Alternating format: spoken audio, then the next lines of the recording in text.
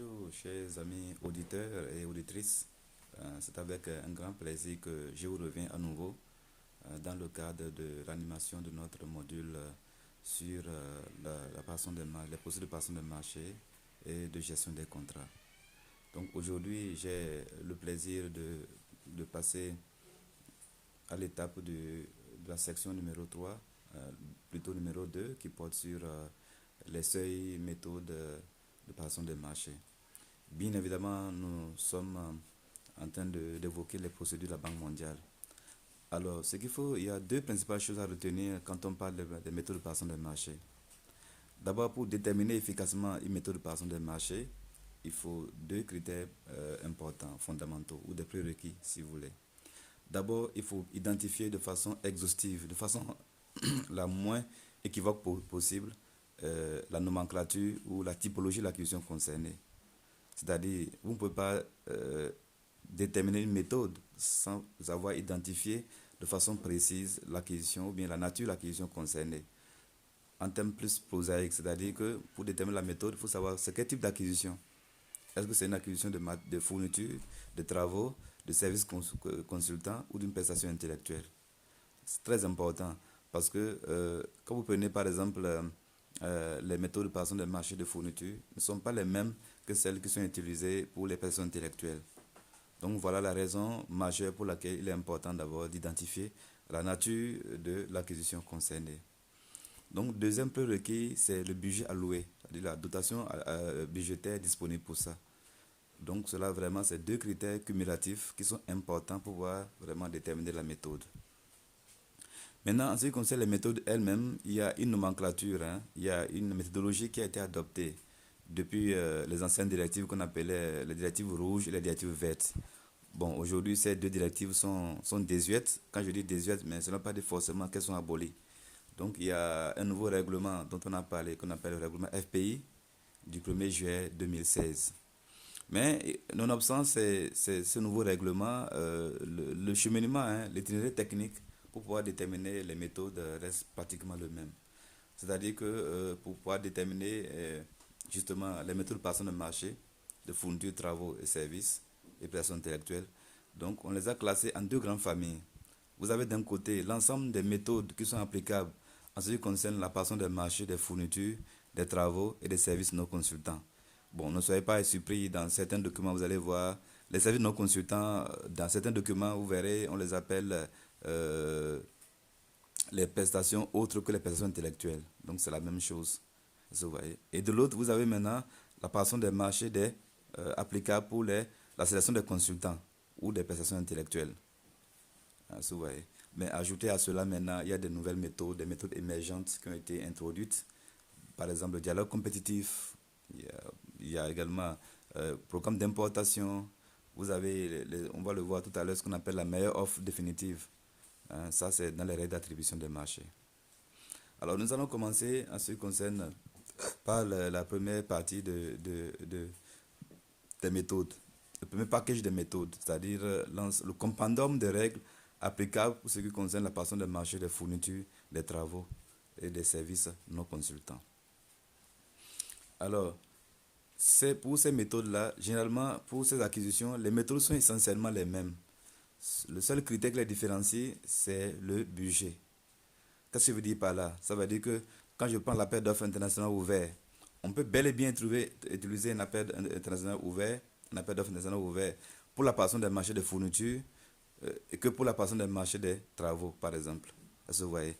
Alors que, de façon stricte, lorsqu'il s'agit des personnes intellectuelles, a priori, on ne parle pas d'appel d'offres. On va voir la nuance. Alors, nous allons maintenant pas à pas. Nous allons voir les méthodes les plus complexes. Nous allons parler de l'appel d'offres international ouvert. Alors, le nouveau règlement FPI a essayé de rehausser les seuils. Vous voyez. Par exemple, aujourd'hui, depuis le 1er juillet 2016, pour lancer un appel d'offres international, soit ouvert, soit restreint, justement, il faut que si c'est les travaux, le marché soit obligé soit autour de 10 millions de dollars US. Donc, si on calcule en CFA, si le taux de dollar est à 600 francs, ça veut dire qu'il faut faire 6 milliards de CFA. Vous voyez. Donc, pour les fournitures, il faut que ça dépasse, ce soit égal ou supérieur à 1 million de dollars US. ça fait autour de 600 000 de CFA. Ça veut dire quoi? Ça veut dire qu'aujourd'hui, pour toutes les acquisitions, si vous êtes sur un projet de la Banque mondiale et que vous voulez élaborer votre plan de passation de marché, si vous voulez acheter des fournitures, par exemple des véhicules ou du matériel informatique, jusqu'à 600 000 CFA, vous avez la latitude de lancer un appel d'offres national. Je rappelle qu'on va le voir peut-être plus tard, dans les procédures de passation de la Banque mondiale, l'appel d'offres international n'est pas exclusivement destiné aux nationaux. Donc, même dans le cas d'un appel d'offres national, les firmes ou entités installées à l'étranger qui sont éligibles en ce qui concerne les critères de compétences, les critères d'antériorité, les critères de prix, donc sont autorisées normalement à participer. C'est vrai par exemple qu'au niveau du Sénégal, l'appel d'offres national a quand même posé un certain nombre de restrictions. Au niveau du Sénégal, l'appel d'offres national est destiné aux nationaux, c'est-à-dire aux entreprises du Sénégal, aux entreprises ou aux soumissionnaires de l'UEMOA et exceptionnellement à celles du Maroc, compte tenu d'un accord de coopération spécifique signé entre le gouvernement du Sénégal et le Royaume du Maroc. Donc, l'appel d'offres international aujourd'hui peut être ouvert ou restreint.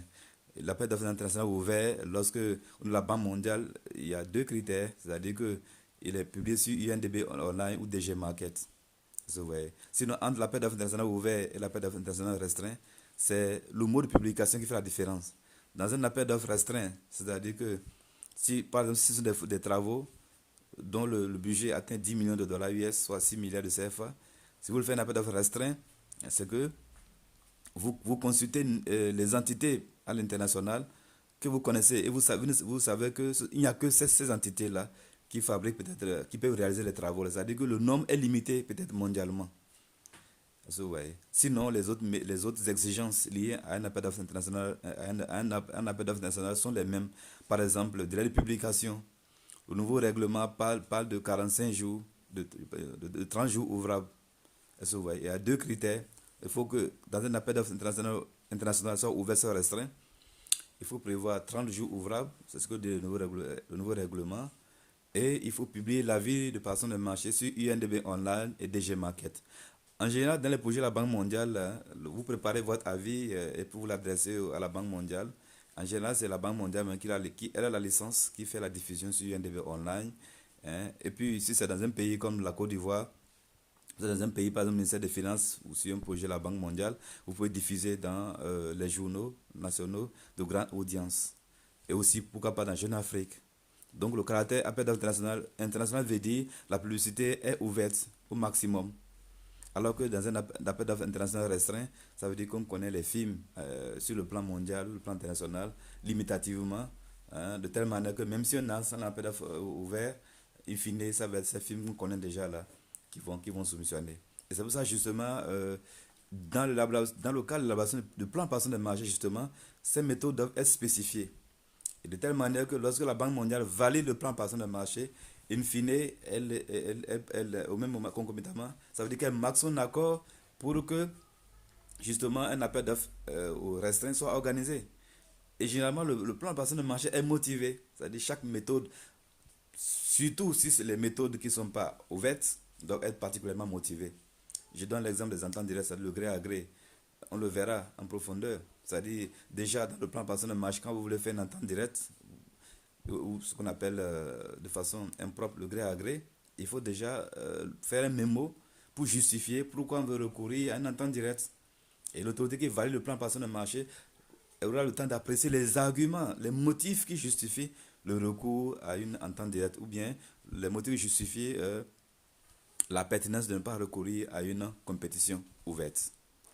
Donc, sinon, tout le reste, quand on parle de l'appel d'offres ouvert, donc, que ce soit les fournitures ou les travaux, vous voyez, donc l'organisation d'un appel d'offres international, soit ouvert, soit restreint, est la même. C'est-à-dire que, bon, préparer les expressions techniques, valider le budget, lancer le projet DAO, il y a les dossiers types qui sont là. Vous voyez, ces dossiers types qui comprennent généralement trois grandes parties. Vous avez d'abord, en dehors de l'avis, l'appel de passation de marché, la première partie de l'appel d'offres. Dans la première partie, vous avez les instructions soumissionnaires, vous avez les données particulières de l'appel d'offres, vous avez les formulaires de soumission, les critères de provenance, ainsi de suite. Et puis, critère d'origine aussi, est-ce que vous voyez? Mais n'oubliez pas qu'au niveau de la Banque mondiale, le principe de la Banque mondiale, c'est le critère d'éligibilité universelle. C'est-à-dire, a priori, la Banque mondiale n'exclut pas les soumissionnaires, sauf en raison de la nationalité de leur pays, sauf ceux qui sont des soumissionnaires qui sont frappés par les règles d'éthique, de déontologie, qui sont blacklistés en raison de leur implication dans les infractions liées au terrorisme, au trafic des enfants, au blanchiment de capitaux et tout ce qui est lié aux règles de déontologie et d'éthique. Ce qui n'est pas forcément le cas avec la BAD. Au niveau de la BAD, je pense que j'ai eu à le dire dans une de mes vidéos précédentes, la BAD a d'autres critères d'éligibilité qui sont liés un peu à la nationalité du soumissionnaire. Par exemple, quand on prend la Banque mondiale, a trois principales entités. Vous avez la Banque africaine de développement elle-même, il y a le Fonds africain de développement et le Fonds spécial du Nigeria. Lorsqu'un projet, par exemple, est financé sur les ressources de la BAD ou du Fonds spécial du FAD, c'est-à-dire si le projet est financé sur les ressources du FAD, Fonds africain de développement, alors toutes les entités hein, qui ont les compétences techniques requises, quelle que soit la nationalité, peuvent postuler a priori. Mais en revanche, si c'est sur les ressources de la BAD ou du Fonds spécial du Nigeria, normalement, pour être éligible, il faut être un établissement qui est situé dans un des des pays membres régionaux. Est-ce que vous voyez? Bon, il y a aussi d'autres critères liés au capital. C'est-à-dire si cette entité n'est pas ressortissante des pays membres régionaux, il y a certains critères. Il faut que peut-être 51% de capital soit détenu par les ressortissants des pays membres régionaux. Donc ça, vraiment, on aura le temps de voir ça plus tard. Donc le principe d'un appel d'offres international, ouvert ou restreint, il y a deux choses à retenir. Il y a quand c'est un appel d'offres, il y a le budget. Si c'est les travaux, c'est 10 millions de dollars US. Et sur le plan procédural, on a l'obligation, si c'est un appel d'offres international ouvert, de publier l'avis de personnes de marché sur UNDB Online et DG Market. UNDB Online et DG Market sont des sites spécialisés des Nations Unies, est-ce que vous voyez, sur lesquels on diffuse beaucoup d'avis de personnes de marché pour pouvoir donner des opportunités de personnes de marché au niveau international. Donc pour les fournitures également, c'est la même chose. C'est 1 million de dollars US. Donc on peut lancer un appel d'offres international ouvert. Donc le reste, le cursus d'évaluation reste essentiellement le même. Hein. Il y a des DAO types pour les fournitures, il y a des DAO types pour les travaux. Je reconnais que le DAO pour les travaux est un peu plus complexe, hein, compte tenu de la multiplicité des acteurs qui interviennent. Généralement, dans les marchés de travaux, il y a des études architecturales qu'il faut faire au préalable, il y a les études d'ingénierie, il y a le concours d'architecture, il y a le maître d'ouvrage délégué, il y a le maître d'œuvre, il y a est-ce que vous voyez? Donc vraiment, il y a beaucoup d'acteurs, il y a le contrôleur des travaux, est-ce que vous voyez? Donc il y a un certain nombre, paquet d'acteurs qui interviennent, donc c'est un peu plus complexe.